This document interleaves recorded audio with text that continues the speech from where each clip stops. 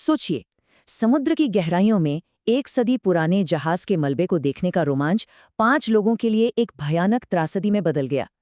आज हम बात करेंगे टाइटन सबमर्सिबल की कहानी की और जानेंगे कि कैसे इसका आखिरी सफर एक ऐसी आपदा बन गया जिसने पूरी दुनिया को हिलाकर रख दिया। यही वो सवाल था जिसने कुछ दिनों के लिए पूरी दुनिया का ध्यान अपनी ओर खींच लिया था। तो चलिए उन घटनाओं की परतें खोलते हैं जिनसे इस गहरे समुद्री रहस्य का जन्म हुआ। 18 जून 2023 सब कुछ एक रूटीन डाइव जैसा ही शुरू हुआ। टाइटन ने अपनी यात्रा शुरू की, लेकिन गोता लगाने के सिर्फ 1.25 घंटे बाद ही इसका अपने सपोर्ट शिप से संपर्क पूरी तरह टूट गया। और जब शाम को वो अपने तय समय पर वापस नहीं लौटा तो ये साफ हो गया था कि कुछ बहुत ही ज्यादा गड़बड़ हो चुकी है। तो इस मिशन का असल मकसद क्या था और इतनी खतरनाक यात्रा में आखिर दांव पर क्या लगा था? आइए इसे थोड़ा और समझते हैं। देखिए, ये कोई आम टूरिज्म नहीं था। इसे कहते हैं एक्सट्रीम एडवेंचर टूरिज्म। यात्री दुनिया के सबसे मशहूर जहाज टाइटैनिक के मलबे को देखने जा रहे थे, जो समुद्र की सतह से करीब-करीब 4 किलोमीटर नीचे पड़ा है। और इस अनोखे अनुभव के लिए हर एक शख्स ने 2 करोड़ रुपए से भी ज्यादा खर्च किए थे। अच्छा, इस बात को जरा समझने की कोशिश करते हैं। 12,500 फीट की गहराई पर पानी का दबाव इतना ज्यादा होता है कि वो हर एक इंच पर हजारों किलो का वजन डालता है।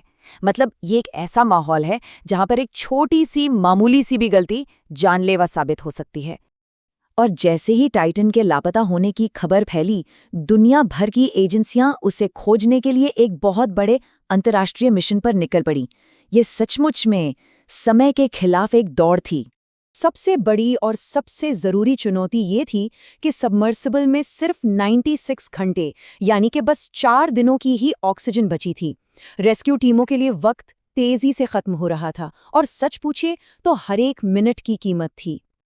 और इस मिशन से जुड़ी एक और खौफनाक सच्चाई ये थी कि अगर सबमर्सिबल किसी तरह सतह पर आ भी जाता तो भी यात्री अंदर ही फंसे रहते। ऐसा इसलिए क्योंकि इसका दरवाजा सिर्फ बाहर से ही खोला जा सकता था। मतलब बचने के लिए उन्हें हर हाल में खोजे जाने का इंतजार ही करना पड़ता। सर्च ऑपरेशन का पैमाना बहुत बड़ा था। सोचिए, गोवा राज्य से 7 गुना बड़े इलाके में एक छोटी वैन के आकार की चीज को खोजना था। ये लगभग नामुमकिन काम था, खास तौर पर तब जब आज तक का सबसे गहरा रेस्क्यू ऑपरेशन इसकी गहराई के 10वें हिस्से से भी कम पर हुआ था। लेकिन इस गहन खोज के दौरान उम्मीद की एक किरण भी जगी, जब एक कनाडाई विमान के सोनार ने पानी के नीचे से आती कुछ रहस्यमयी आवाजें सुनी। एक पल के लिए पूरी दुनिया को लगा कि शायद यात्री जिंदा है और मदद के लिए संकेत भेज रहे हैं। पर ये उम्मीद भी जल्दी ही टूट गई जब पता चला कि इन आवाजों का टाइटन से कोई लेना देना नहीं था। तो चलिए अब खोजबीन से ध्यान हटाकर खुद उस सबमर्सिबल पर आते हैं। आखिर ऐसे कौन से सुराग थे जो एक संभावित डिजाइन की खामी की तरफ इशारा कर रहे थे? सबसे पहले तो यहाँ एक जरूरी तकनीकी अंतर समझना होगा। टाइटन एक सबमर्सिबल था, सबमरीन नहीं।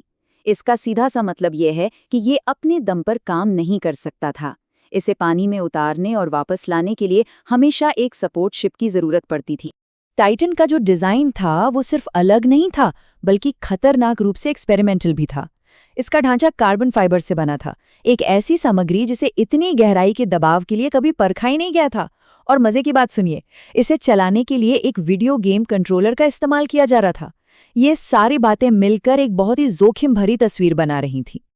अब कहानी उस हिस्से पर आती है जहां हमें ये पता चलता है कि ओशन गेट और उसके सीईओ स्टॉकटन रश को लेकर सुरक्षा संबंधी चिंताएं काफी पहले से जताई जा रही थी। मतलब ये कि इस हादसे को शायद टाला जा सकता था। और ये सिर्फ राय नहीं थी, बल्कि इस आपदा से सालों पहले बाकायदा औपचारिक चेतावनियां दी गई थीं। 2018 में कंपनी के अपने ही एक डायरेक्टर ने सेफ्टी को लेकर सवाल उठाए तो उन्हें नौकरी से निकाल दिया गया। उसी साल दर्जनों इंडस्ट्री एक्सपर्ट्स ने एक खत लिखकर एक भयानक दुर्घटना की चेतावनी भी दी थी। इन सारी चेतावनियों के बावजूद सीईओ स्टॉकटन रश का सेफ्टी नियमों को लेकर नजरिया कह सकते हैं कि काफी अलग था। वो इनोवेशन को स्थापित नियमों से ऊपर रखते थे, जैसा कि उनके इस बयान से साफ है, जहां उन्होंने कहा कि एक पॉइंट के बाद सेफ्टी इनोवेशन में सिर्फ रुकावट डालती है। उनका ये नजरिया इस बात से और भी ज्यादा साफ हो जाता है। उन्होंने खुद ये बात मानी कि उन्होंने जानबूझकर नियम तोड़े थे उन्हें यकीन था कि उनका इनोवेशन और उनकी इंजीनियरिंग पारंपरिक सेफ्टी स्टैंडर्ड से कहीं बेहतर है। एक ऐसा आत्मविश्वास जो बाद में खुद उनके और बाकी सबके लिए घातक साबित हुआ। तो चलिए अब अंतिम हिस्से पर चलते हैं, जहां इस खोज का अंत हुआ और सबमर्सिबल की विफलता के पीछे का वैज्ञानिक कारण भी दुनिया के सामने आया। 22 जून को 4 दिनों की लगातार खोज के बाद एक रोबोटिक व्हीकल को समुद्र की तलहटी पर टाइटन का मलबा मिला। इसी के साथ रेस्क्यू ऑपरेशन आधिकारिक तौर पर खत्म हो गया और यह साफ हो गया कि कोई भी जिंदा नहीं बचा था। तो असल में हुआ क्या था? एक्सपर्ट्स इस नतीजे पर पहुंचे कि सबमर्सिबल का इम्प्लोजन हुआ था। अब ये इम्प्लोजन क्या होता है? ये असल में विस्फोट यानी एक्सप्लोजन का ठीक उल्टा होता है। एक्सप्लोजन में कोई चीज अंदर से बाहर की तरफ फटती है, जबकि इम्प्लोजन में बाहरी दबाव इतना ज्यादा होता है कि वो पूरी की पूरी संरचना को अंदर की तरफ ही कुचल देता है। तो आखिरी नतीजा ये निकला कि टाइटन का एक्सपेरिमेंटल कार्बन फाइबर ढांचा समुद्र के उस भयानक दबाव को झेल ही नहीं सका। और ये सब कुछ इतनी तेजी से हुआ, 1 मिलीसेकंड से भी कम समय में, कि अंदर बैठे लोगों को शायद पता भी नहीं चला होगा कि उनके साथ क्या हुआ। इस त्रासदी में 5 लोगों ने अपनी जान गंवाई। एक जाने-माने खोजकर्ता, एक प्रसिद्ध टाइटैनिक एक्सपर्ट, एक बिजनेसमैन और उनका बेटा, और कंपनी के सीईओ जो खुद उस सबमर्सिबल को चला रहे थे। और अंत में ये एक कोटेशन एक परेशान करने वाली समानता की ओर इशारा करता है।